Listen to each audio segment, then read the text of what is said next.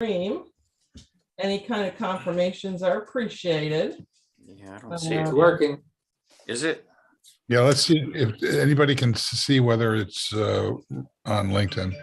Nothing yet. No, I don't see it on LinkedIn, but I just got a notification on the Facebook stream. So. Yeah, me too. Okay, checking. Oh, we are live on LinkedIn. Excellent. right. Thank you. All right, do Tina. we have a live on Twitter?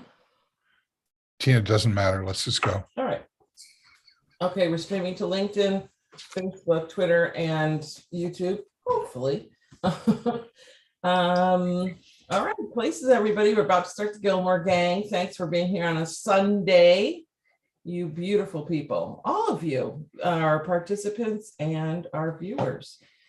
All right. Mute is off, and we're going to go in 3, 2, 1, And thanks for the Facebook echo.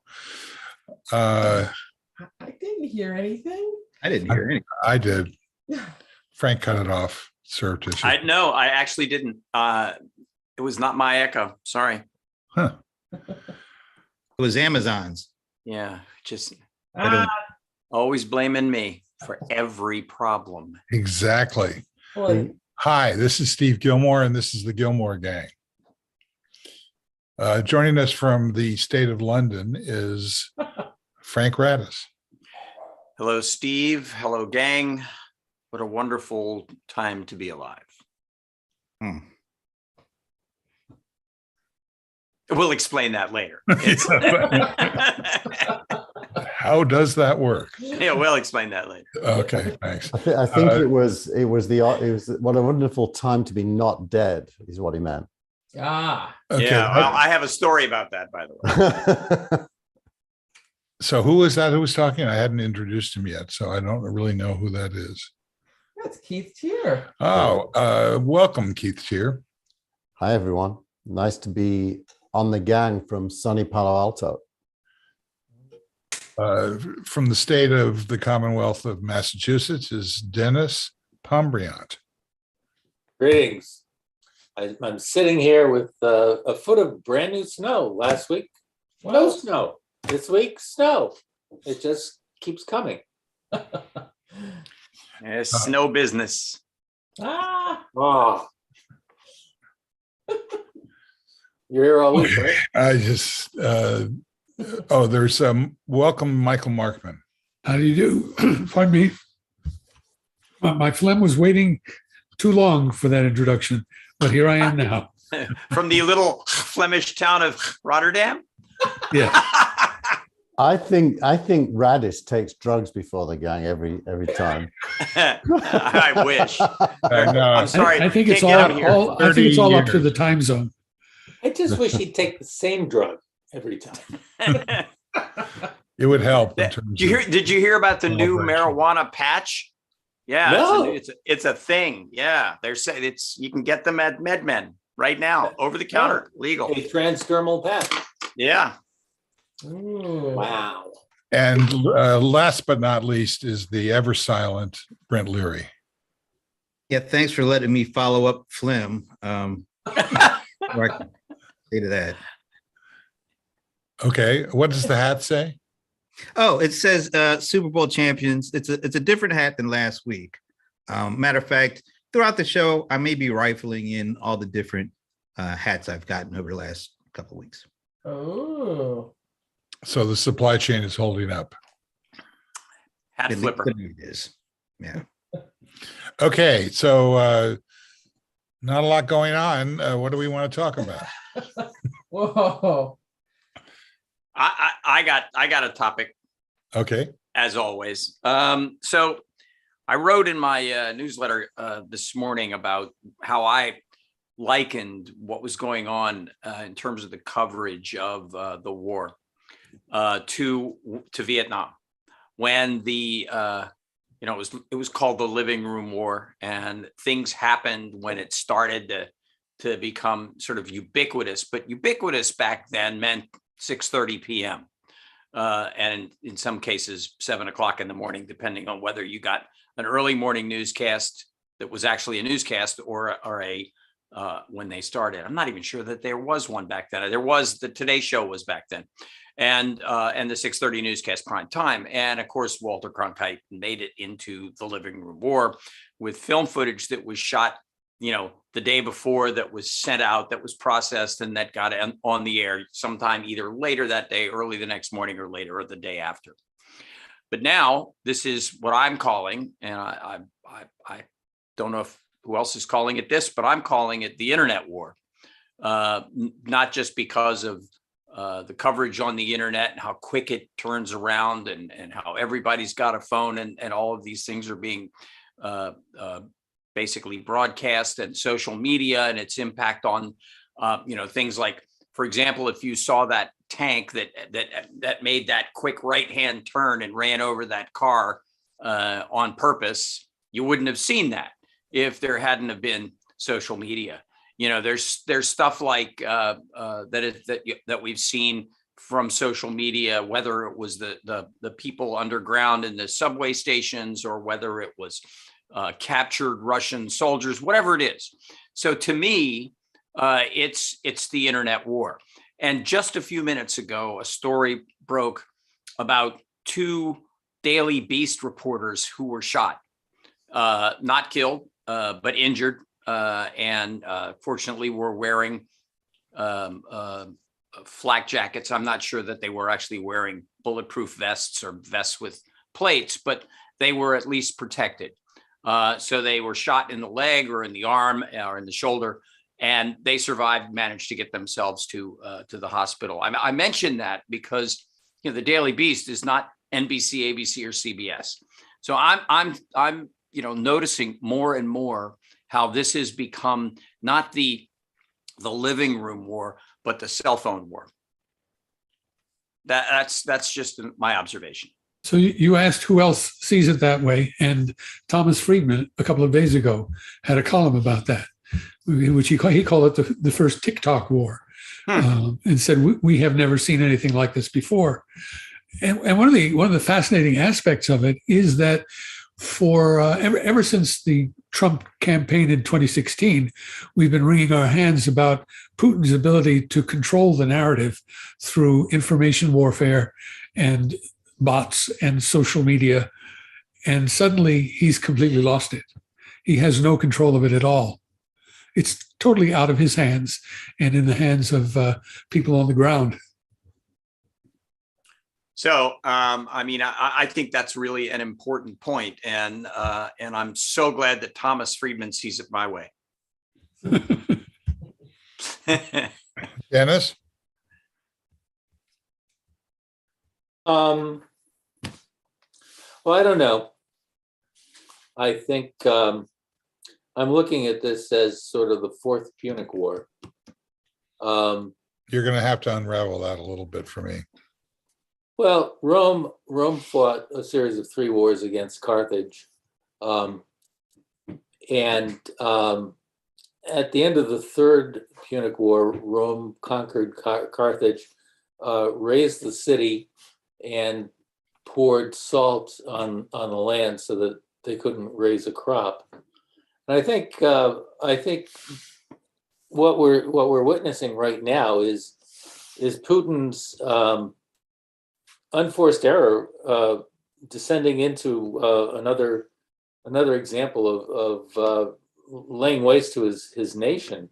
I don't think there's going to be much of a Russia at the end of this. I think they'll still have a lot of natural resources. I think Russia is going to end up being a vassal of China. As I said last week, the nation is losing 2% population per year.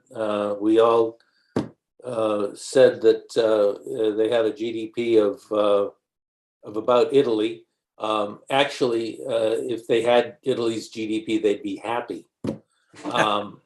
They've lost a third of their GDP since 2014, since the first sanctions were put on when they took over Crimea. I don't see this going well. And now Putin is saying that his he has put his nuclear forces on high alert. God. If he crosses that line and uses nuclear weapons, I think the game is over.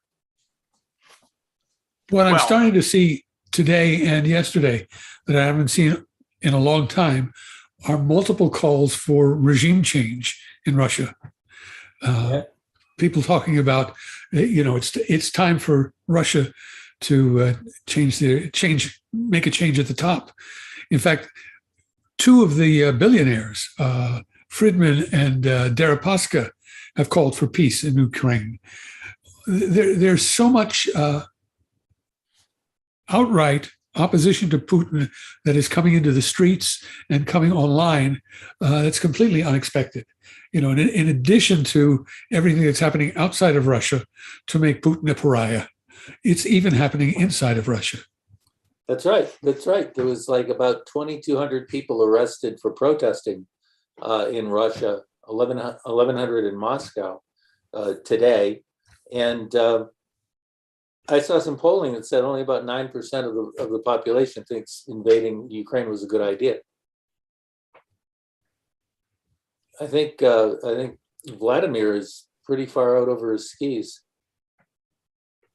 What does that say about the former guy who has doubled down on his support of Putin, and the Republican Party that at CPAC straw polled him as the winner of the race? I'm flabbergasted by this. Honestly, The fascinating thing is that even at CPAC, Trump kind of walked it back a little, and he said that the Ukrainians are being heroic and that the invasion was a bad idea. He didn't withdraw calling Putin a genius, but he is waffling a little. I think the fascinating thing is that this is accelerating something we've been seeing since he lost the election, which is that he is tightly clamped to the core of his base, but he's losing support at the margins. In fact, this week, Bill Barr is publishing a book in which he calls on the Republican Party to move away from Trump. So things are happening at the margins of the Republican Party, but too many of the Republican electors are still not willing to cross Trump's base. Well, I think there was a lot of conversation at CPAC about, or at least this is what I've seen in the reporting, about continuing to support Trump's policies, but not Trump. Okay, what does that mean? Seriously. Yeah, I think you have to unpack that and say who was saying that, and what was the response to it, and which policy. Well, yeah, exactly. Well, there wasn't. I mean, DeSantis, without ever saying the former guy's name, extols the same kinds of philosophies publicly. And DeSantis is part of the group of Republicans who are trying to position themselves as inheritors of Trump if Trump steps aside. It's still not clear that any of them is willing to challenge Trump. It still seems to be Trump's nomination if he asks for it. That's the way it seems right now. But if things keep going this way, I think the Democrats will have a pretty good shot this November to buck history. And if that happens, Orange Julius is in trouble in 24. I think it's going to be interesting. I think seeing what Biden does on, I think is Tuesday. Is that the State of the Union? I believe that he's going to have to make some kind of incredible speech at the State of the Union to start to turn the things around. I don't know if that can happen. Oh, he's got it. He's got gas in the tank. Yeah, and it's not just the speech. I mean, the speech is a milestone, a marker. It's what happens after the speech. All this year, the money that was allocated for the infrastructure bill starts to come online and projects start to be initiated and people get to say, look what we've done, look what we've done, look at this bridge, look at that bridge. So there's a whole lot of, as you say, gas in the tank. Mm. But the unknown events are inflation. What will all of these sanctions do to the U.S. economy and the world economy? And what will happen to COVID? Well, it looks like it's on the way out for now, but what happens? We can't be sure. What happens if Putin pulls the nuclear trigger and starts firing off, even if they're just strategic nuclear weapons, as opposed to there's no such thing. There's no such thing as a strategic nuclear weapon. Tactical nuclear weapon. There's no such thing. Yeah, it's like clean coal. Yeah. Well, you just wash it. Okay, and now let's hear Keith. He's holding his fire, but yeah. And wait a minute, Brent is too. Brent has been like shaking his head. Brent, you can read it. But me and Brent had a side bet who could stay quiet the longest, and I just lost. That was a forced loss. Yeah, that was a forced loss. That's not fair. You could have stayed quiet. I'll do that next week with you, Brent. If I can do it, I'll have to sew my mouth up. Though. It was Keith's. Oh, you need to give odds. I'm sorry, Frank. You need to give steep odds. Look, I think there's a bunch of separate issues that have to be unraveled and talked about independently, and the impact on U.S. domestic politics is one. I think I agree that the Democrats stand to benefit right now because they were in such a bad place, and this can only help them. I do think there's a kind of a potential weakness, which is there's a narrative emerging, and I don't know whether this narrative will take off, that Biden saying up front that the US would not fight over Ukraine and would restrict itself to sanctions was somewhat of an encouragement to the invasion, and that US foreign policy has been weak. That is an underlying narrative that's emerging. Trump said that this morning, by the way. He opposed Putin invading, but said the US leadership's weak, and that's what drove it. So he's becoming slightly more subtle in his arguments. But I think on the whole, I agree that the Democrats should benefit from this, and it would be ridiculous for the US to go to war over this, and Biden's doing the right thing. So even if you criticize him, you're in the wrong. I think the global landscape, Dennis, what you said about China, I think the real narrative here isn't really to do with Russia and Ukraine. I agree it's a broader narrative to do with how the world's going to look. And I think China ends up being a net winner, just as the US was a winner when the UK and Germany fought. The participants to a fight aren't always the key players in the game. The game's bigger than them. So I think the landscape of the world is being being rewritten. I do think Putin is crazy and his invasion is irrational.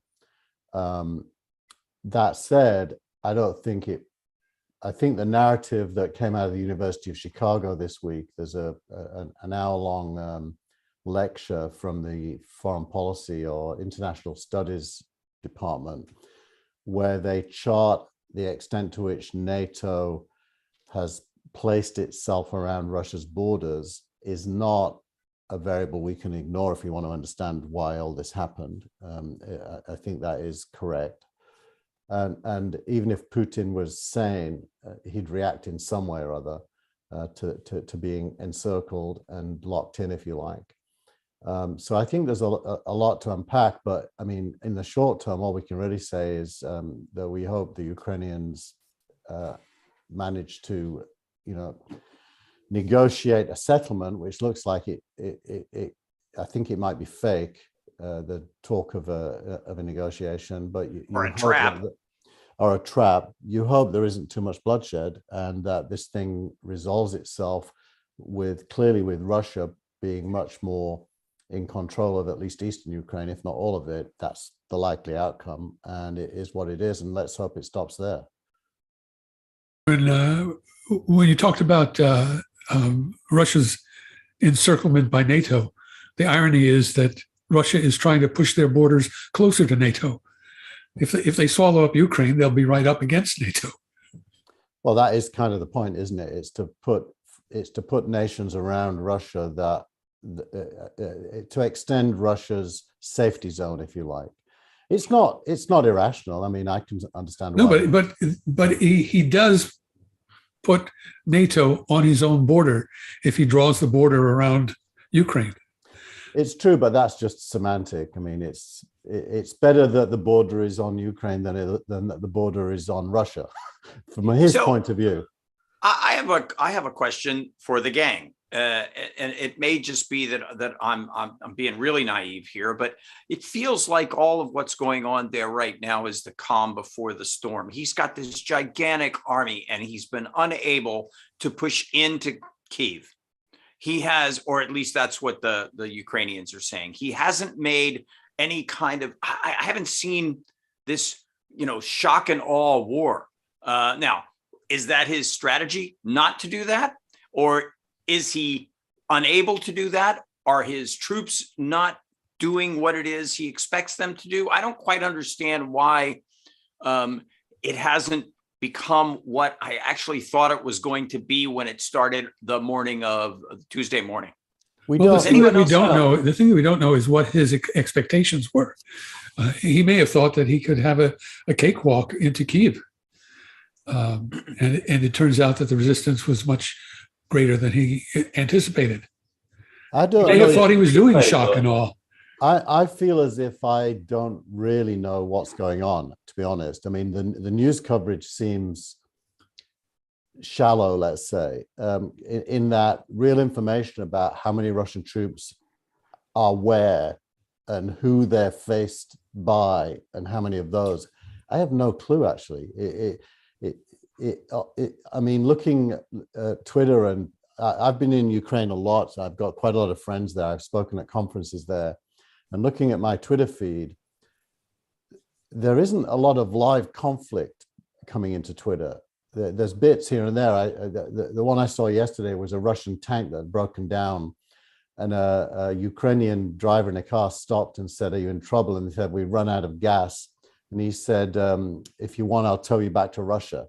And the soldiers all laughed, and then he drove off, which was like totally weird. It was like they were having a joke with each other. So I wonder. Jesus. I can't hear you, Brent. I was just saying, he said, and then he drove off. I'm like, this dude has a tank with guns and all he needs is a little gas. I don't think I'd just be driving off. I don't know. I don't know what I'd be doing, but that's the point, Brent. It seems to me that those kinds of stories are they're sort of indicative of, I'm not sure what they're indicative of, but it sure doesn't even feel like a ground battle in El Salvador. Yeah. Or Guatemala. Well, it's very hard to put a picture together from random tweets. Yeah. So, some of them aren't even from the current conflict, and many of them are repeated. So it's very hard to get that picture. But I found on Twitter a Spaces that was fascinating. It was hosted by people who are on the ground in Ukraine and who are also U.S. combat veterans, and they were trying to analyze things, and it seemed they were being very careful of trying to authenticate all the information that they were getting before they broadcast it, and they were analyzing, and they seemed to think that that Putin's assault was just not going as he had planned it. Yeah, well, you have to understand that Putin's army is poised to operate a land battle across some very flat countryside. The center of Europe is incredibly flat. It's good tank maneuvering country. He's trying to take cities, and taking cities is a lot harder because you got to go door to door basically and clean out buildings or knock buildings down. And to do that, you really have to commit some atrocities. You have to knock down buildings with people in them. You have to do some pretty horrible things. Putin wants a cheap victory. That's why he's already alerted the world that he's ready to use nuclear weapons. He's trying to browbeat the Ukrainians into surrendering. And the Ukrainians seem to be playing for time. They're making him earn every city block, and yeah, they're going to go do some negotiations. I don't know if the negotiations are going to come to anything. Meanwhile, you can see sentiment is changing throughout Europe. The Europeans closed airspace to Russian airlines and private aircraft today. They're raising money and financing the transfer of defensive weapons. The more time that the Ukrainians can hold out for, the better the chance that they can get some other assistance from the West. The better the chance that at some point somebody is going to say, "Wait a minute, this has gone on long enough. This has to stop." You may remember that on the first day, Putin put out a message to the Ukrainian armed forces saying, "Get rid of your leadership, and we'll negotiate."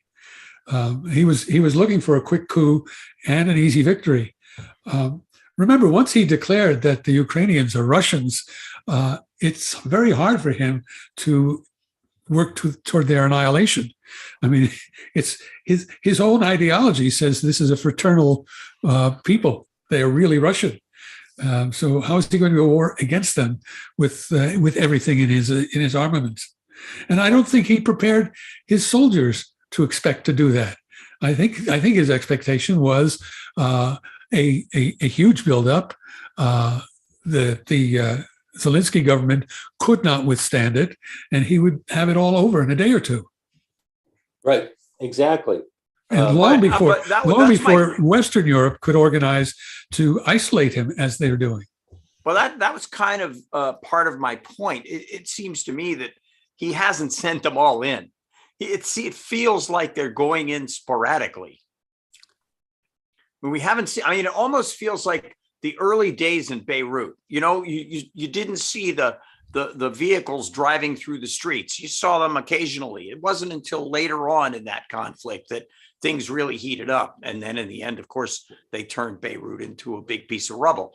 But I just don't. I don't know. It doesn't feel to me. I could be way off base here. It just does not feel like it. Look, he's either incompetent or the troops, you know, he doesn't have the support of his troops, or he's chosen not to do what, for example, we did in Iraq, which is, you know, blow everything up on day one and kill lots of people. He's either choosing not to do that or he's failing to do that. And I think my gut says he's choosing not to do that. He's playing a longer game. I think he's playing a game because he could drop bombs on cities if he wanted to, but then he'd be killing civilians. As far as I can see, they're dropping bombs on oil and gas facilities, on military things. They're trying, as far as one could see, they are not killing that many civilians, if any. So clearly there's something more considered happening here, which we don't really understand what that is, leading to rumors of negotiations this weekend on the border with Belarus, which Zelensky has confirmed apparently in the media that he's going to send people to. He shouldn't go. But something other than all-out war is happening here, and I don't think it's due to failure. I think it's calculation. Well, those are three options that you just laid out. I mean, Pick I one. think he's losing momentum. Well, it may be both. I mean, he maybe has selected a failing strategy. He may have calculated wrongly. It's possible. I mean, he's clearly not rational, so that's entirely possible. But you would think his generals are more rational and wouldn't, I doubt he's planning the tactics and strategy of, he's probably setting the tone of, here's what we want to achieve. And then the generals are probably saying, okay, here's how we can achieve that. So I doubt he's in control of, decisions at that level. If he is, He may also be like Trump. I know more than my generals. could be. Yeah, I'm constantly thinking about that shot of him at that football-sized table by himself. It just what an image! What an image! It said something. I don't know what it said, but it said something. Well, it's a great image for his isolation and his, the fact that he's doing this all by himself and holding everybody at arm's length, table's length. To be a bit more expansive, I do think, we, the citizens, need to ask the question whether the stewardship of the world, and this really goes all the way back to Reagan and before, has the post-Cold War board game has played out to this end. Did we play a good game? I think we might have played. To go back to Reagan. I think you got to go back to W. I think the seeds of this problem were clearly planted by Dick Cheney and W. And then later, Donald Trump. Oh yeah. Well, here's the question that I'm hoping Dennis knows, because I certainly don't. Where did Russia go wrong in the post-Gorbachev years? How did it come that Putin came to power, that Russia turned into a kleptocracy and a thugocracy? I think corruption is a big explainer here, because, logically, with all its natural resources, Russia should be a fairly wealthy country feeding resources into Western Europe and benefiting from having done that. And in a rational economy, that probably is what would have happened. But instead of that, all these people were allowed to steal assets and become plutocrats, going all the way up to the government, where money flows and corruption is kicked in. And the true potential of Russia was stolen. well, you have to keep in mind that when Putin got started, he was seen as a hero because he stabilized the economy. The economy was in shambles after the Soviet Union collapsed. Inflation was ridiculous, and jobs were hard to find, and the place was really on its knees. And Putin came in, and for the first 8 years, the first two terms, he stabilized the economy. He made people safe again. Where did we hear that story before, Dennis? Huh? Where have we heard that story before? Oh, I don't know where. But it's basically what Germany. We Brits are very familiar with something called privatization. When I was a kid, most of the UK's key assets were nationalized: coal, gas, steel. So the government ran industry, and from Thatcher onwards, this word privatization came in, and BlackRock and Blackstone and Fidelity and so on came and bought assets which became publicly traded and privately owned, and it was a relatively transparent way to funnel resources into the ownership of private industry. In Russia, it all happened very fast.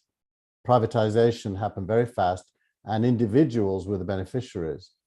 And so it led to a totally distorted, I agree with what you said, Dennis, that compared to pre-Putin and afterwards, he stabilized things. And he is a hero inside Russia, there's no question.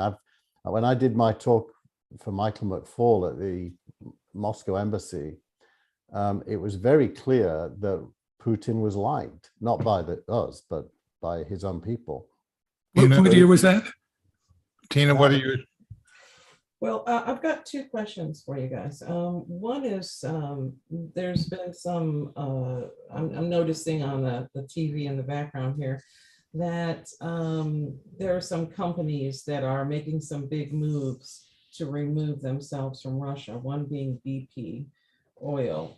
And they're pulling out of their Russian, their stake in Rosneft, which is the Russian oil company, I guess. And that's a pretty big number, like 25 billion. And we're also hearing about things like FedEx and UPS stopping service to Russia. So my question— And don't forget Eurovision. Crazy, huh? The Champions League final was removed from St. Petersburg. And none of the European countries want to play the Russians in any of this, in any what's left over of the games. I mean, my question here is how much do you think businesses are going to sort of fold in and help to create some pressure? And is that going to be something of a will that create some kind of movement? And my other question is, you know, there's these rumors of cyber attacks, you know, in cyber attacks to America. What kind of cyber attack would trigger Article 5 for NATO? How big or how Destructive. targeted, yeah, does it have to be to do that, in your opinion? Okay, who wants to start? Well, Answer. those are excellent questions. I think a short answer to the first part is that as more businesses, as more companies get behind Ukraine and start acting against their own self-interest to punish Russia, I think it'll make it easier and easier for political leaders to take more concrete action. You're already seeing the European Union is more welcoming towards Ukrainian refugees beginning to flow into the EU. The EU is making statements about that. And I guess you'll have to wait on that, but it appears there's a certain momentum in that direction. I agree with that. It looks like a lot of entities, corporate and national, are trying to foster the conditions for a regime change in Russia. So one of the things about the gas story is that, you know, we're already starting to see the price of gas go up. It's somewhere in the neighborhood of $100 a barrel. So what that will do is it will stimulate inflation.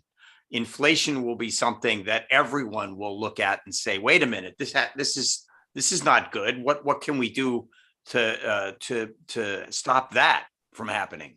So there is one thing that's going to be on people's minds. No doubt that's going to be a topic of the State of the Union address.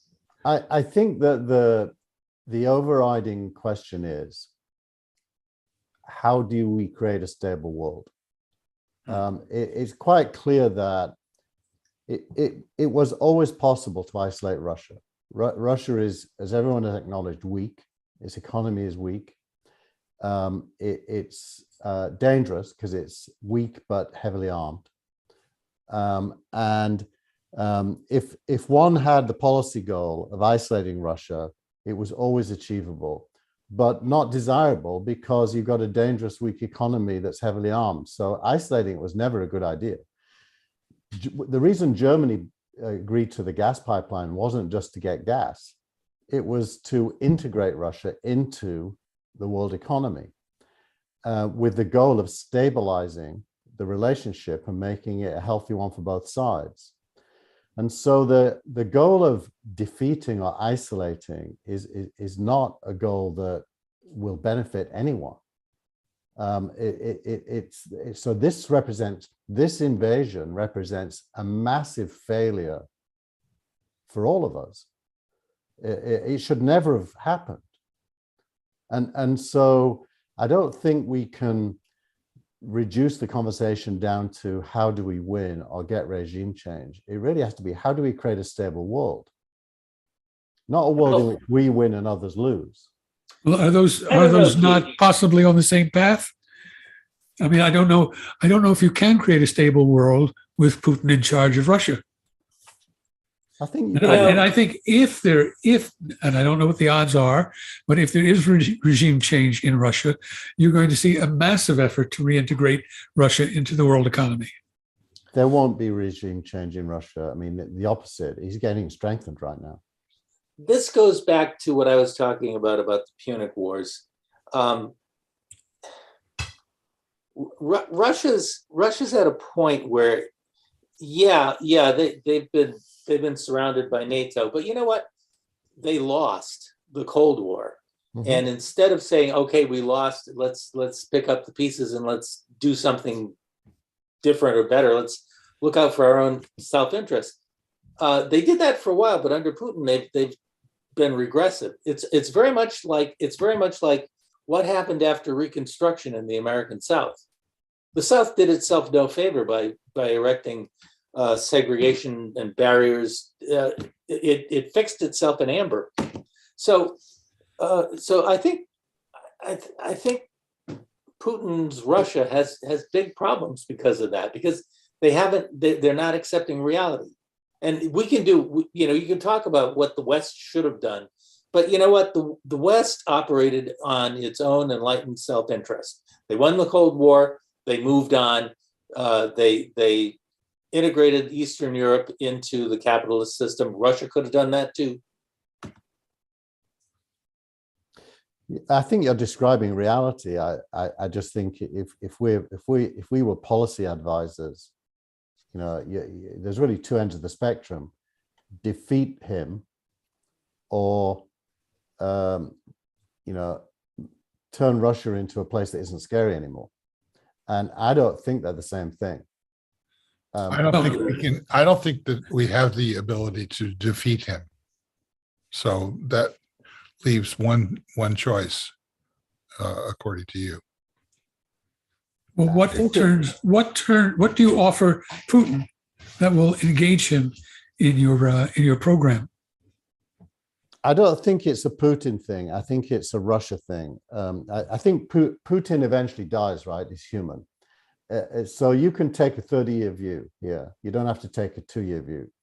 And on a 30-year view, my advice would be let the gas flow.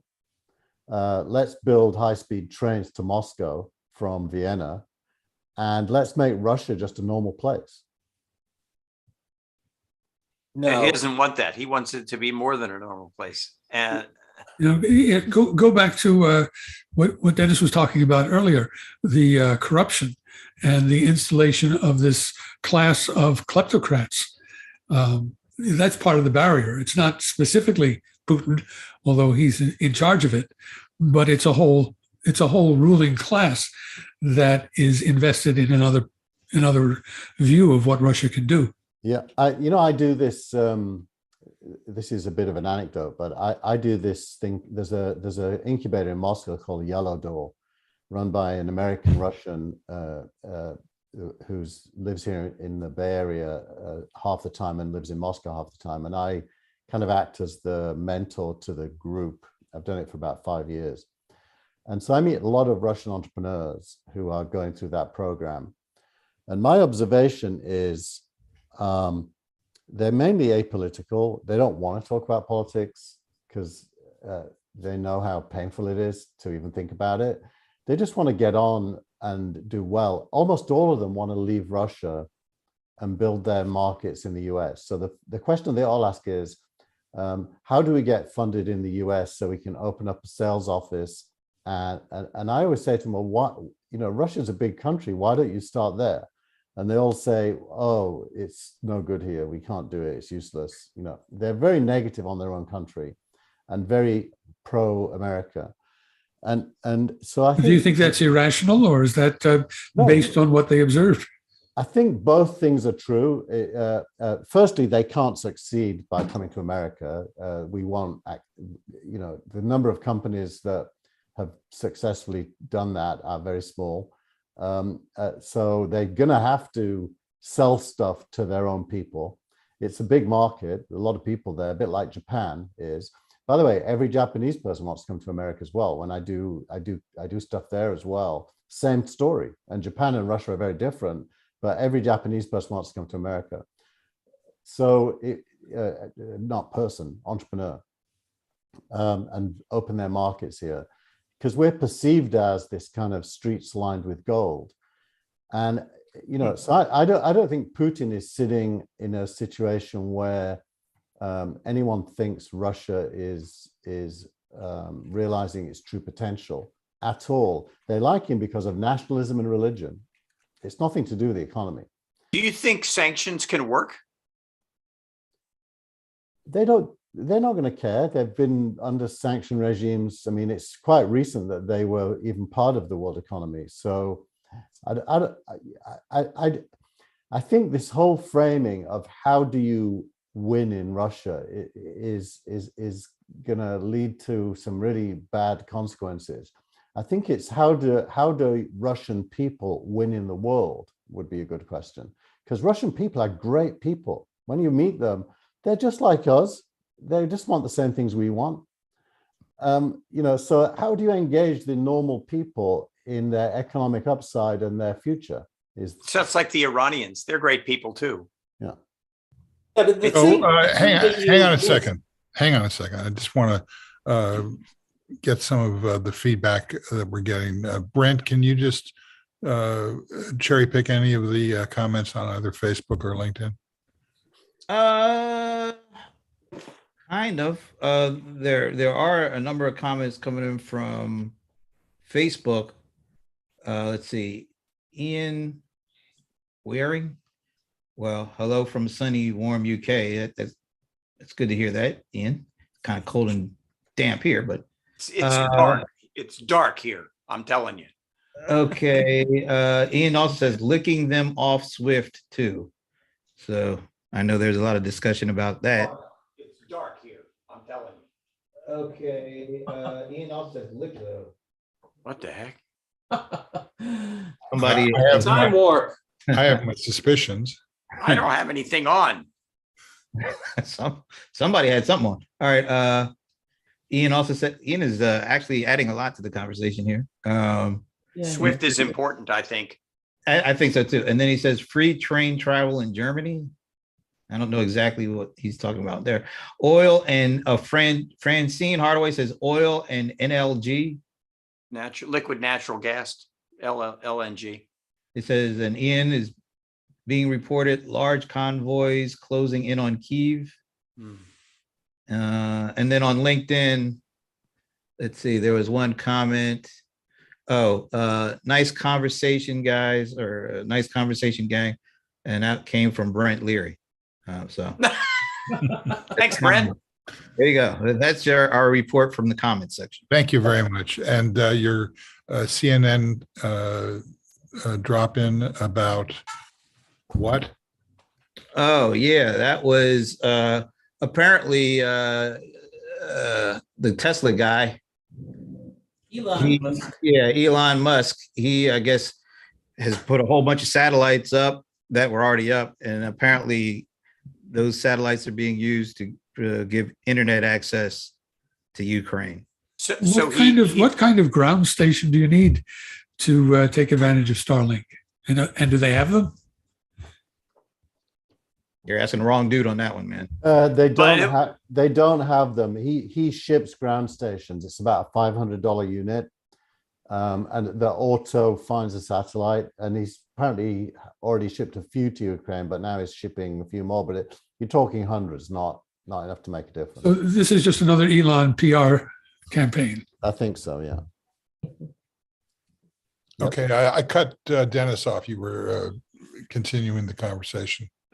I was simply going to point out to Keith that one of the great reasons Russian and Ukrainian entrepreneurs want to come here is because they miss one key element in the background of the nation that would support entrepreneurship, which is the rule of law. And with the rule of law comes an understanding that what you make and what you earn, you get to keep. The kleptocracy in Russia makes it very hard for anybody to get started and to do anything without risking having their lunch taken away from them. I think that might be an unconscious background, but the way they experience it is the ruble is worthless and the dollar isn't. Sure. They don't trust the ruble. So that's why Bitcoin, by the way, Russia's one of the strongest crypto places in tech is Russia, because Right. they want stores of value they trust. It's a great money laundering tool as well. Yeah, but that the ordinary people. Another reason to love it. Yeah, but the ordinary people that are doing it aren't money laundering. They're trying to preserve wealth, basically. Yet. No, Did you just say yet? Yeah. No, I said yet, but as Vladimir would say, It did yet. sound like yet. I thought you I have this engineer I work with called Sergei Zhukov, and Sergei is in Samara, which is about 2 hours flight from Moscow, and I've worked with him for years. And he's big into crypto, and he's not a criminal at all. You know, he's just he's a 20-something-year-old now, 30-something probably by now, smart guy who places trust in rational places, and the ruble isn't one of them. By the way, I think that there's a crypto fund sending money to Ukraine as well. I won't say there's only one thing that Apparently, Russia- I just wanted to expand on that. Ukraine posted their wallet online, and they've been collecting crypto. Well, it's a good example of how the tech has found end arounds to the international monetary system. It's the same if Russia got cut off from SWIFT. It wouldn't stop value being transferred out of Russia around the world, because there's so many other ways to do that now. And putting money into Ukraine doesn't have to happen in dollars. You know, it can happen in Ethereum. Yeah, the other side of that narrative is something that I read in the New York Times, the noted left-wing journal, and it basically said that there are enough controls in place now to deal with the grifting element of cryptocurrency, that it's making it difficult for Russia to take advantage of cryptocurrency. So that seems to be a countervailing narrative to the one that the tech community is somehow opening up the pipeline for the next new world. No, I think the tech community understand that crypto is, if anything, more traceable than money. The benefit of crypto has never been you can escape observation. It's that you can prove what happened. You can prove that what you said you did, you actually did. That's the real benefit. So you're right. If Russia, the nation state, tried to do things with crypto in the same way that, for example, Iran tried recently, it gets detected and seen. You can't necessarily trace it back to a specific human being. But I'm not really talking about that. I'm talking about ordinary citizens using it to get around their governments. That is much more what's happening. Yeah, there's no receipts. Yeah. Well, there is a receipt. It's the ledger, but it doesn't trace back to you necessarily. By the way, more comments coming in from Facebook. Ian Waring says Deutsche Rail have given free rail travel to anyone from Ukraine. Charlie Isaac says hello from Barcelona. Hey, Charlie, good to see you. Ian Waring. Linda Turner says hi from Florida as well. Oh, I miss Al. John I don't know who this is. John Sweeney Roar is tweeting from Kiev, A1 ex BBC journo. And then also Ian says, is that a Ukrainian wallet or a Russian one being used? I guess. I think it's the Ukrainian government one. Basically, what happened yesterday is the Ukrainian government acknowledged ownership of an Ethereum wallet. Vitalik Buterin, one of the founders of Ethereum, had questioned the validity of it, and then retweeted later that he's now validated that it is actually a Ukrainian government wallet. That's all I had. That was the breaking news segment. It's very helpful. So I'm resisting the impulse to try and switch this to a tech conversation. So I'm also resisting the impulse to talk about streaming and newsletters as well. So is there anything else that you guys want to talk about? Wait a minute, you guys. Well, you're not going to talk about all of the. that. You're not going to talk about the Supreme Court thingy, the lady.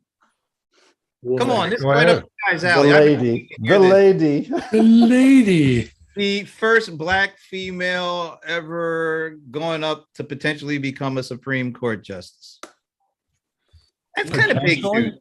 You Well, think that there's even a remote chance of her not being confirmed? I think she's in already. I think she's going to get in, but I think it's going to be very ugly. They're going to say and do all sorts of stuff, but in the end, she'll get in, and it's just going to make things worse.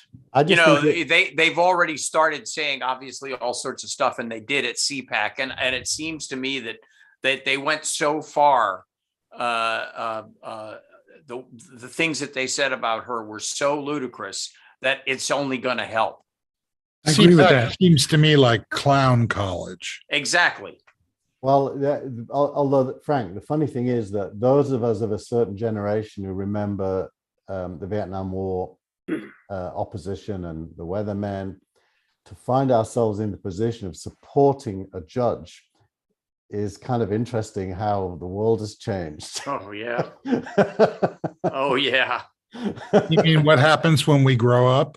Exactly. Yeah.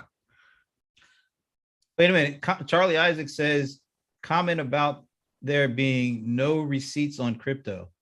There are infinite receipts. Yes, You have to figure whose wallet is performing the transactions. correct. He is right.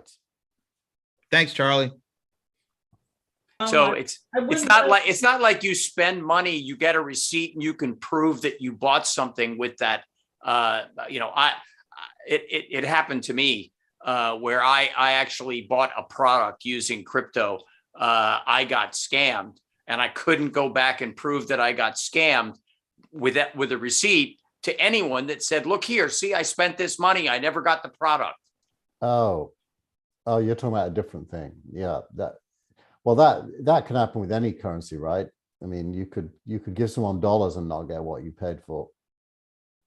But you have proof that you actually spent the money, and who did you spend it with? For example, in your bank statement, or in a printed receipt that you received, or in a credit card receipt. I mean, I that's what I meant by it. I wasn't referring to the ledger, which obviously is it is the basis of it.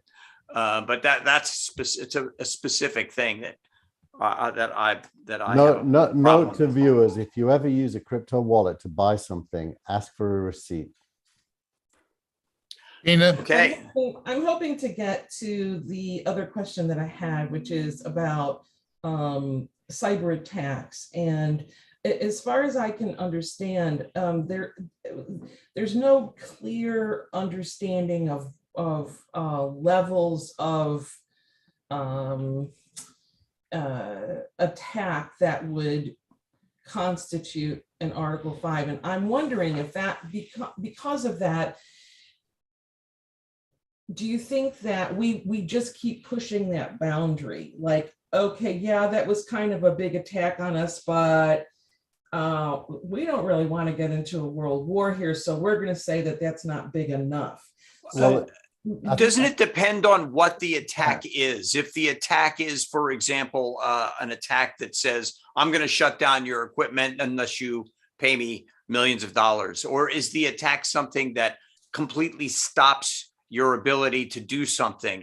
Is it an attack against a government function? Is it an attack against healthcare? Is it I think that you're going in the right direction with that question, but I think it's really broad. What do you have to do with you guys? Do I have to just start giving examples of, okay, so if the attack was to a power structure in New York City, does that constitute World War III? So I think what you got to do is unpack this word cyber attack. It's actually 2 or 3 specific things. There's something called a denial of service attack, which basically attempts to cripple something's capacity to perform by overwhelming it with packets, inbound packets. That the world can pretty much deal with that now. Matthew Prince at Cloudflare has been tweeting quite a lot. He's been doing graphs every day showing whether there is any of that going on in Ukraine and what the patterns are. It's actually very useful. And Cloudflare manages about something like 40% of the world's internet traffic goes through Cloudflare, so they can see a lot. So there's no evidence that there's denial of service attacks happening. That's the first thing. And if there was, there's known ways to deal with them, so they wouldn't be that threatening. So what are the other two? The other two are, the second one is backdoor hacks and malware, where for some reason or other, there's weaknesses in security due to legacy hardware and software, and people find ways in and they put malware. That can be damaging. For example, there was rumors yesterday that there was malware deleting Ukrainian government records. I didn't see any validation of that. So, and the third? And the third is a variant of the second, which is kind of ransomware, which requires some kind of a backdoor as well. Those are really the big 3 types. Okay, and, so is there any is there any answer to what I think is Tina's fundamental question, which is there any danger of cyber warfare triggering World War III? We don't really know the answer because it's never happened before. And it would really depend on the mood of the public of the country that was attacked. And when you say World War III, it could be Cyber War III or World Cyber War War I. I think the old nuclear doctrine of mutual assured destruction is lingering in the air over this. Nobody wants to say exactly what the boundaries are, but I think everybody understands that there are boundaries and that there are capabilities on both sides to retaliate. So I think that's one measure that's restraining action. What if Ukraine had been a member of NATO? What would be going on right now? There would be a big war. Yeah, we'd be in there. There it is. I think that's, or there would never have been an invasion in the first place. Right. One Could of be those two. Could be either or both. Well, I think that just, given what we see, that we can see that's happening, nobody is wanting to go that far. There's been some saber rattling, but the actions, 2/3 of the troops are positioned outside the borders and are not coming in so far. It's So interesting. The real question is I'm just trying to get to what I think is the underlying fear of Tina's question, which is let's move away from cyber technology for a second and just talk about this in general, which is what does the gang think is the likely outcome of this situation in terms of migrating through Europe and eventually pulling us into a world war? That's what we're afraid of, isn't it? I would say that the only chance of that happening is grossly incompetent Western leadership making mistakes. If we don't want that to happen, there's really, really good ways for it not to happen. I agree. I think the odds of that happening are minimal. I think there are 2 possible outcomes that have some probability. One is that this incursion. Three. One is that the incursion will stop and there'll be a stalemate for a while. The other is that it will stop and there'll be a Russian withdrawal. And the third is that it will succeed and there will be regime change in Kyiv. You Okay. know, this is sounding a little bit like summer of 1941. Nobody wanted to get into the war in 41 that started in September of 1939. The precipitating event, and I think a parallel answer to Tina's question was the attack on Pearl Harbor. Public opinion went from, no, we're not going to do it, to, yeah, we're going to do it in 24 hours. And so I think Tina's got a valid question. We can't simply say, well, it'll be bad leadership on the Western powers' part, because we did everything to stay out in 41, and it was another actor, it was Japan, taking an aggressive approach to our Western Pacific installations. So the question maybe needs to be reframed a little bit to say what other actors could tip the balance. Yeah, you could go back to World War I with the Zimmerman telegram from Germany trying to bring Mexico in to fight the U.S. to keep the U.S. out of World War I. I mean, there's all these weird relationships and strategies that could take place that you can mean not to do anything but get pulled into it, almost sort of like, as soon as I thought I was out, they pull me back in. I mean, but I think Dennis is onto something in terms of the fact that there were two major powers in World War II. It was a triple axis, but Italy was a kind of junior partner. And the fact is that we went to war with Germany because Japan attacked the U.S. base in the Pacific, in Hawaii. That's absolutely that's what brought us in. So is there anybody equivalent to Japan who will attack the U.S.? China. No. China is the equivalent of the U.S. prior to 1941. China is on the sidelines. It's the rising power. It has no interest in fighting anyone right now. It's just going to let things mess up, and it just will get stronger and stronger relative to the rest of the world. So I agree with Keith. China is not part of the Axis. China is playing its own game, which sometimes aligns it with Russia and sometimes makes it neutral to Russia and sometimes aligns it against Russia. So exactly. But you have to ask yourself, is it possible for them to align in such a way as to support Russia and to the detriment of the West? And think about it. Well, that's I why think there are two things to why consider. One is that China has their eyes on Taiwan. That's an objective they'd like to achieve. And the other is that China is very well integrated into the U.S., into the world economy and the U.S. economy in ways that they wouldn't want to jeopardize. In ways that Russia can't. Right.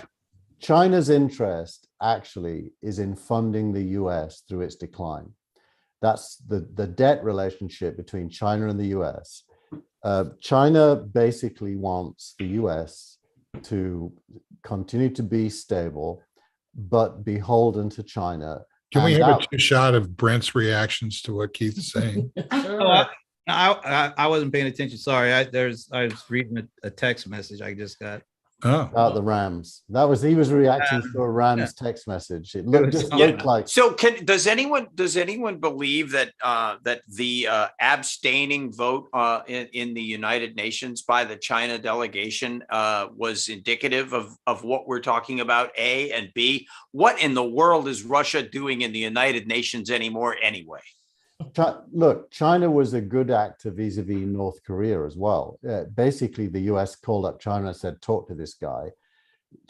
China's clever. It understands that it's the ultimate winner as long as the status quo is preserved. And if the world goes to shit, it shouldn't get involved in it. China's not stupid.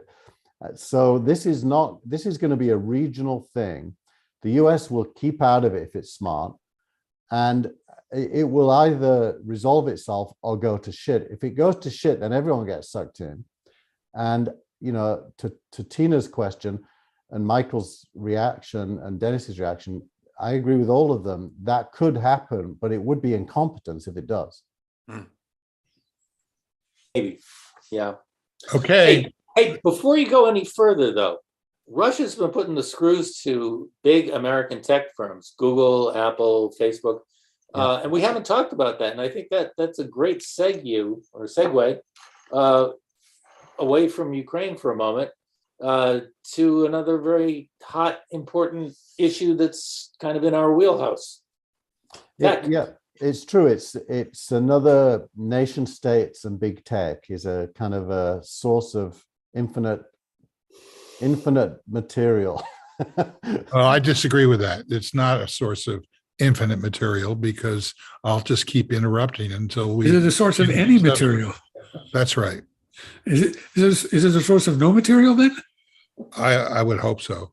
I mean, what exactly does big tech have to fear from countries that are trying to stay out of a world war? Well, they look how pathetic it is. YouTube yesterday announced that Russia Today, which is a TV station. I actually don't know who owns Russia Today, whether it's private or state. You mean RT? RT. It's owned by the Russians. Is it state owned? Yeah. Because if you go on this, I went on the site yesterday. There's lots of explicit critiques of Putin on it. So it obviously isn't very controlled. In the comments, there's tons of comments against Putin on RT's website. But there's a lot of RT that's actually run outside of Russia. So RT's got a big facility here in the UK. They've got a big one. It's not unlike the way that Al Jazeera operates. Yeah, I know. Larry King used to have a show on RT. I mean, the RT is the model that you keep talking about, old CNN, which was like a full-featured newspaper. So it isn't totally Russian propaganda. It isn't totally Putin disinformation. Actually, they've got some pretty good journalists on RT. I find myself watching it occasionally, and it's one of these traps that has a lot of honey to bring in a lot of viewers and then feed them Russian disinformation. So why don't we want to talk about tech? So what YouTube did is they banned RT from running ads on their feed. Like, who cares? I mean, it's probably such who's advertising RT anyway. But I don't think people specifically ask for RT, but the Google ad algorithms will put ads based on the audience, not on the content. Right. So demonetizing them is, it's a half measure. The full measure would be to ban them. They were getting so much blowback for having RT on YouTube that they took one step instead of taking the whole step. Hang on a second. Hang on. Dennis, what do you want to talk about? Well, look, the Russians are trying to pressure big tech to open headquarters in Russia, which would make it harder for big tech to offer uniform services globally, making big tech beholden to Russian oligarchs and giving them basically veto power or censorship power over at least part of what big tech does. Now, big tech is resisting to a degree, but it's a serious problem. I mean, are we going to be the only society that lets Facebook run wild? Well, I think pretty much every big tech firm, apart from one, has opened offices in response to Russia saying that if they want to have permission to, in quote, publish inside Russia, they've got to have an office there. So, and I think they all caved in over the recent months.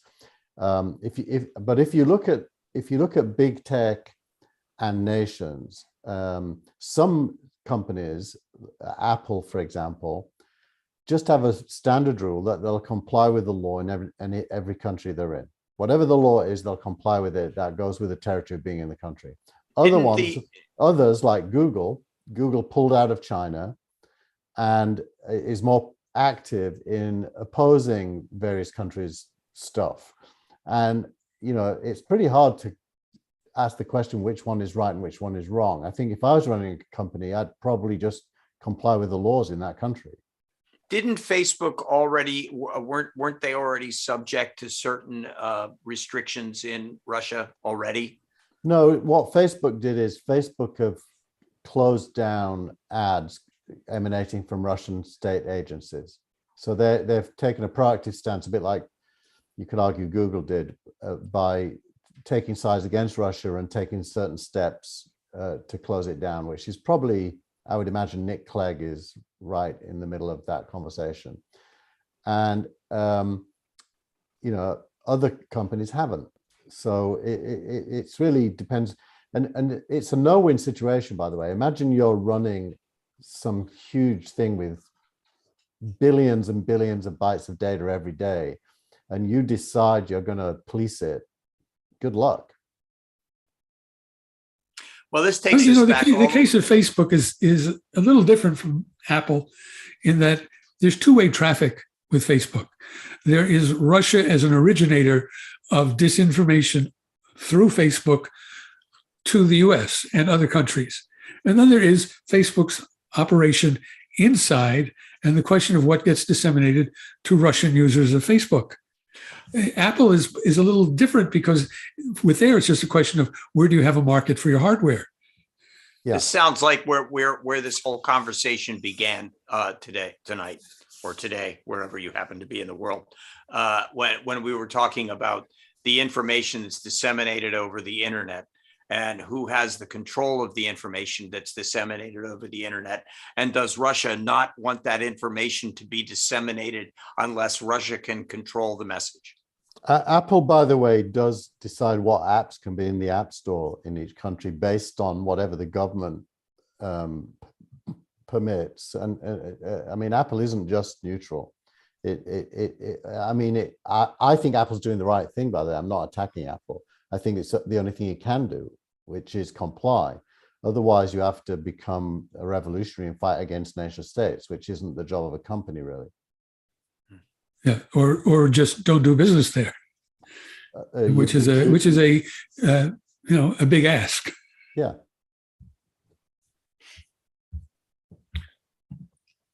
By the way, since you circled back to the beginning, Frank, here's Thomas Friedman's phrase: "Welcome to World War Wired." Love it.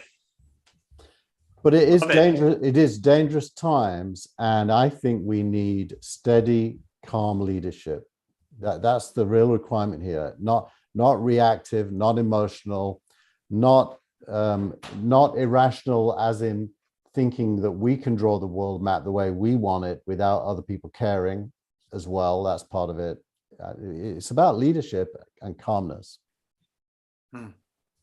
Good luck with that. Well, I think we have good leadership at the top, but we also have a political structure which encourages those out of power to act like trolls and just lob their own Molotov cocktails into the fire. But I don't think that those comments are landing particularly tellingly. I agree. I think that they're. Thank God. I think it's a case of hoist by their own petard. Always love that. Always love that figure of speech. Always. I think we've talked about that in the past. I always thought it was a reference to underpants. Hoist by your own petard. Yeah. Not originally. What do you think, Brent? No, it means being caught in the blast of your own explosive. That's what I'm saying. Wow. Which might have to do with underpants. That's what she said. Now we're getting back to the Beatles. There's a long thread about the Beatles' expertise in the flatulence arena. Yeah, I saw that. Interesting. Yeah, well, that may have but that may have broken up the Beatles. It wasn't Yoko. Well, you don't know what Yoko was doing there. Yeah, well, I guess. Okay. All right. Now that's the Gillmor gang I've come to know and love. Yeah, thank God. I do want to acknowledge that Michael posted in t.me/Gillmor gang. Where? T.me/Gillmor gang. It's a Russian app, but Way to get that in there, Keith. Actually, it has a Russian founder, but he lives here, so it's only Russian by virtue of the nationality of the founder. It doesn't live in Russia or exist in Russia or based in Russia. It's not based in Russia. Anyway, t.me/Gillmor gang. Michael posted that the Ford Mustang Mach-E has won the consumer something or other award as the best electronic car of the year. And given that I just bought one, I just want to declare victory before it gets snatched away. That's why I posted it. Boy, Basically, it wasn't so much an award. It was that when they did their ratings, it came out higher than the Tesla Model 3.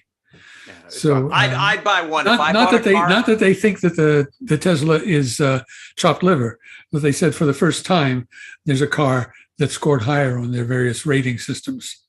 wait, I've never heard chopped liver used as a in precisely the way that you just did.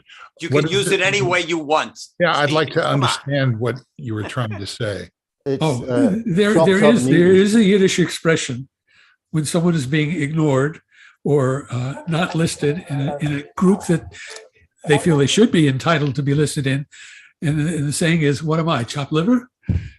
And just It's in other words. Okay. No, I know the phrase. I just So, in other words, link. they are not denigrating the Tesla. They say it's a great car. They just say that the Mustang is a greater car. Yeah, I'm chopping liver over here. Chopping liver over here. I would like to also declare victory or declare something like Keith did. Now, reluctantly though, because about 3 shows ago, there was a snap poll asking if Putin was going to invade Ukraine. I voted no. Everyone voted no, except for my hand. No. No. I said no. This wasn't last week when it was okay. obvious. Because I said This Tuesday was morning before the stock market opened. 3 weeks ago. All when right. Everyone said no, except for me. So reluctantly, I do take that as a Don't be Kudos so to our reluctant. producer. Don't be reluctant, Tina. I don't think We're all looking being for credit here. because I'm horrified that this has happened. I But don't know, but if we're taking credit for things, I don't know if you heard about this, but the Rams won the Super Bowl. No. there you go. But this year, But you didn't Well, predict that. You didn't take. You can't take credit for that. You didn't predict it. I'm taking credit. I don't care. I think No. when he says the Rams won the Super Bowl, he was putting quote marks around the word "won." Yes.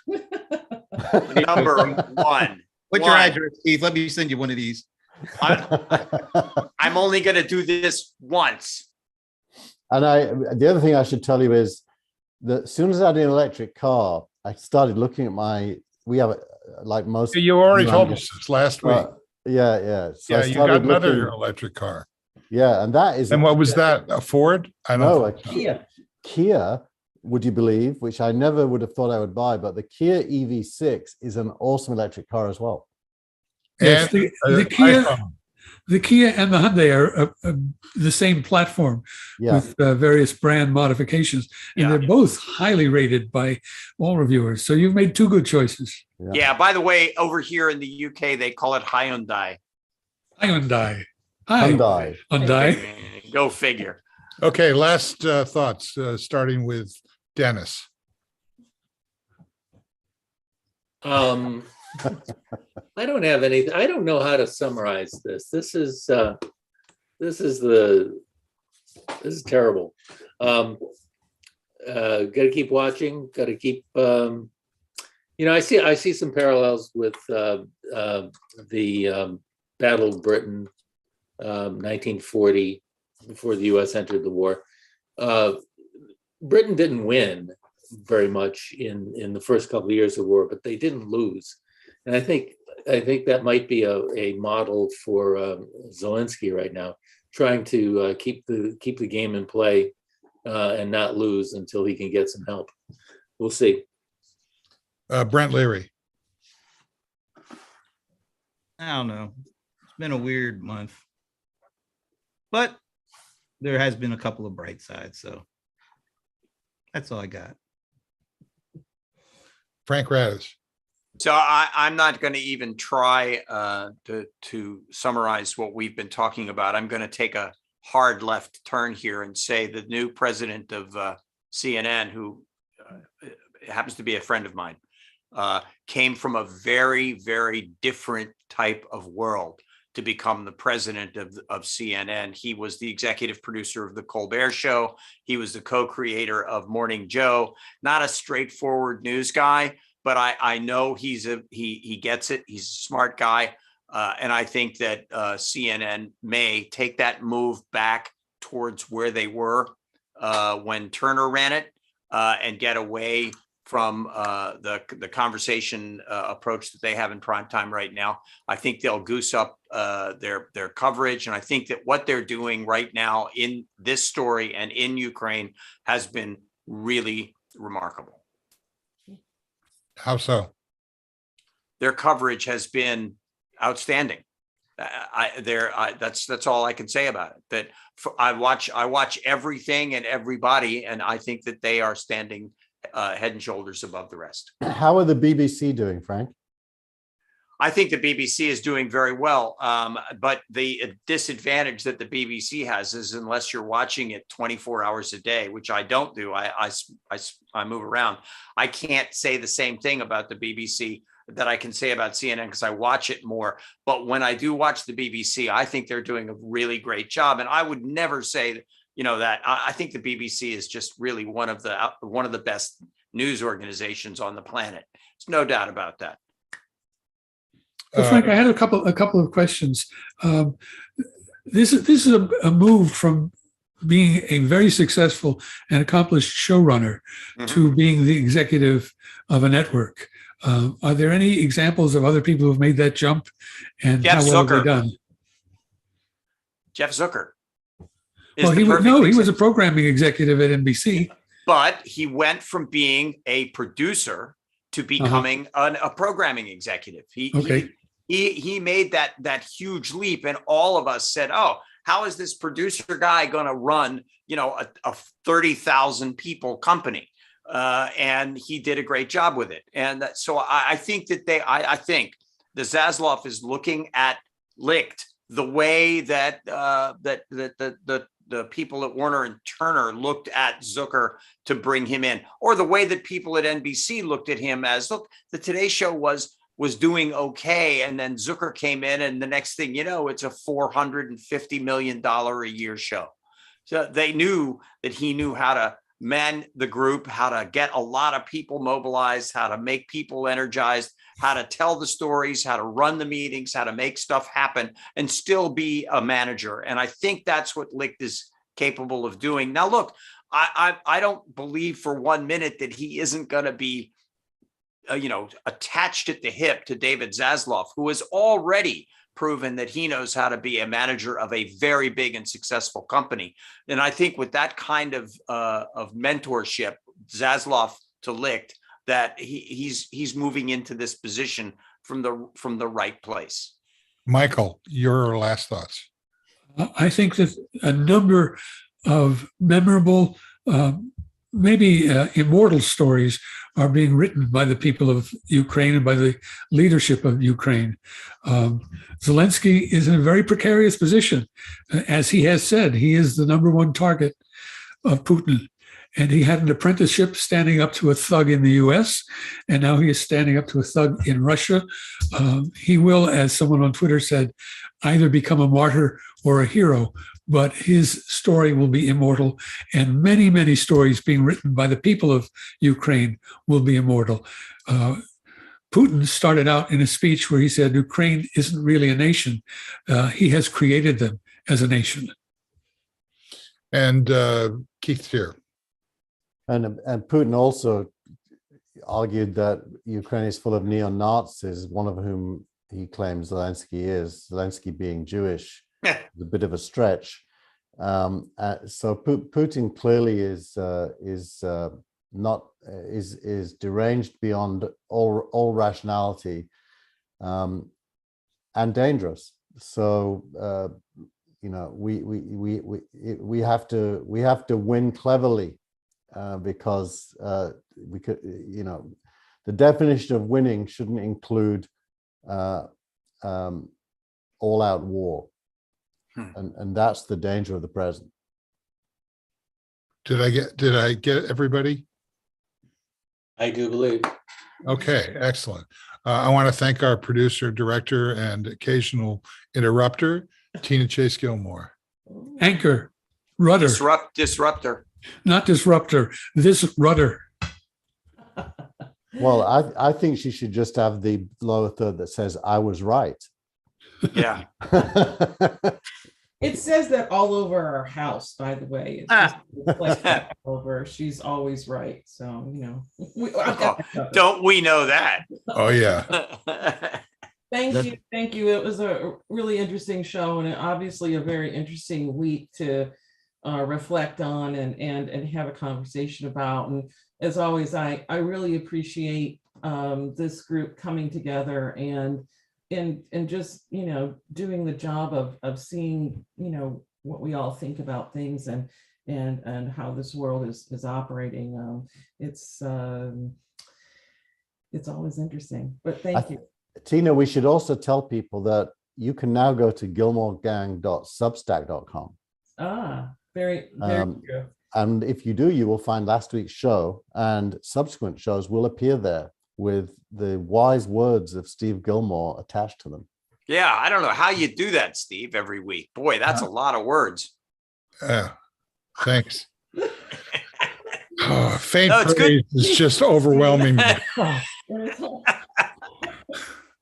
That was so good. I can tell you how he does it. He calls me like 5 times an hour. Yeah. Keith, what have you done? Keith, do you know how that works? Can you explain it? You know what, good. though? Keith, Don't fix it. Tell me how you're fixing it. Exactly. No, Steve, I just want to fix it. No, don't Exactly. just fix it. Now there's a sneak peek that will never run. Okay. Brent, what were you saying? I was just gonna say that Keith is getting so smooth with the way to drop in the URL or plug in for the new Substack. You got a future in there, Keith. Yeah, promo man. Exactly. Driving down the road in his electric cars, side by side. One of them on autopilot. Trying to loosen his load. He's got 7 women on his mind. No, with all the windows open and Yellow Submarine coming out. That's the way. Hey, Really? Are any of them convertibles? No, but they've both got those moonroof things, but not convertibles. Okay. All right. So I want to say something about Saturday Night Live. Tina and I enjoyed or appreciated to lesser or greater degrees the opening, the so-called cold opening, which this week was the choir.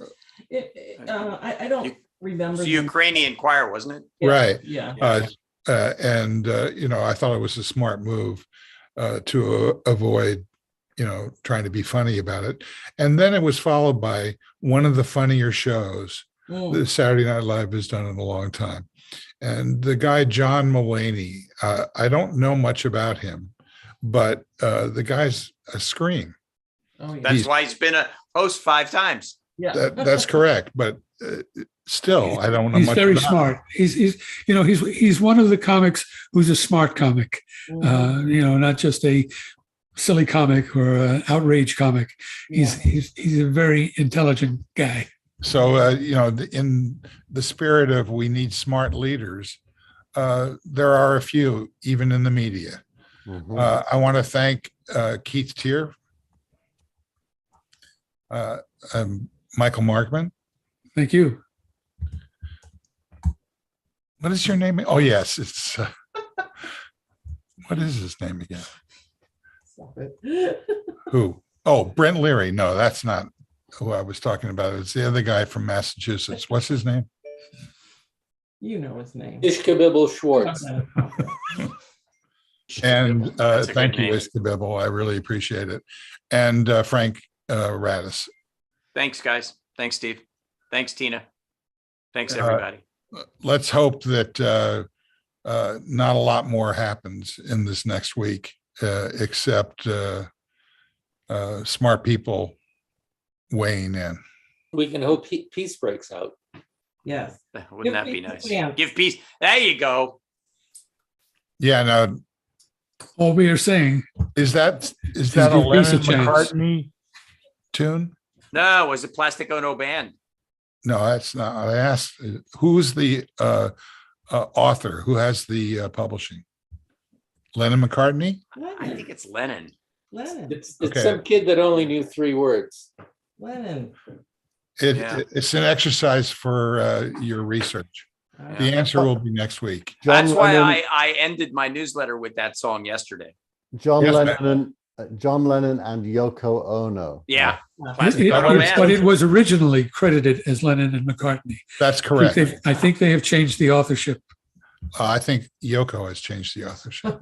Uh, All right. Thanks to everybody who showed up, and especially those who didn't. We'll see you again next time. Bye-bye. Bye-bye.